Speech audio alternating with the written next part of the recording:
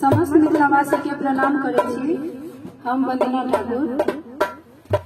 आइ एकटा कृष्ण भगवान के भजन लगेलहुँ हैं। नीक लागत तो लाइक शेयर सब्सक्राइब जरूर करब। जय मिथिला जय मैथिली। आजू खेलत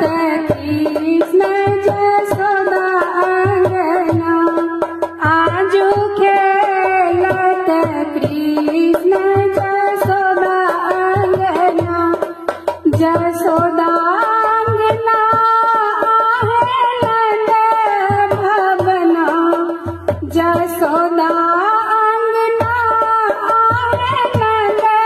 भवना, आजू खेलत कृष्ण जसोदा अंगना,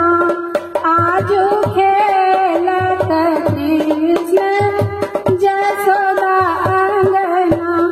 अंगना महारती मातु जसोदा, अंगना महारती मातु जसोदा, अचिरा पकड़ी कृष्ण करे रोदना आहे, अचिरा पकड़ी कृष्ण करे रोदना, आजू खेलत कृष्ण जसोदा अंगना, जसोदा अंगना आहे नंद भवना, जसोदा अंगना आहे नंद भवना, आजू खेलत कृष्ण जसोदा अंगना, रोबत छन मैया मुँह मानी भारल, रोबत छन मैया मुँह मानी भारल, मुँह माम देखल मैया चारू भुवना आहे, मुँह माम देखल मैया चारू भुवना, आजू खेलत कृष्ण जसोदा अंगना, आजू खेलत कृष्ण जसोदा अंगना, जसोदा अंगना आहे नंद भवना, जसोदा अंगना आहे नंद भवना, आजू खेलत कृष्ण जसोदा अंगना, भूखे लगी है मैया माखन दीजो,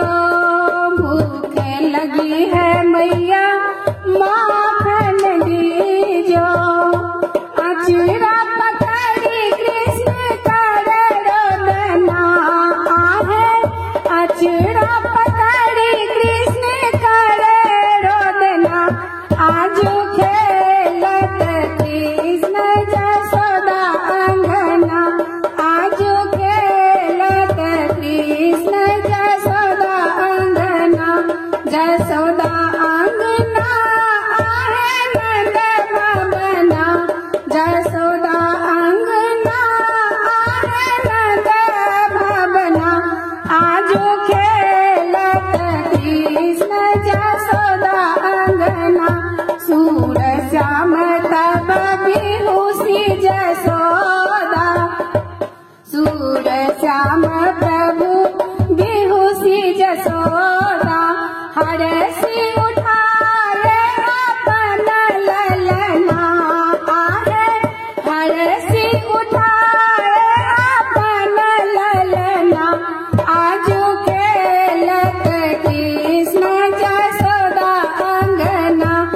आजू खेलत कृष्ण जसोदा अंगना, जसोदा अंगना आहे नंद भवना, जसोदा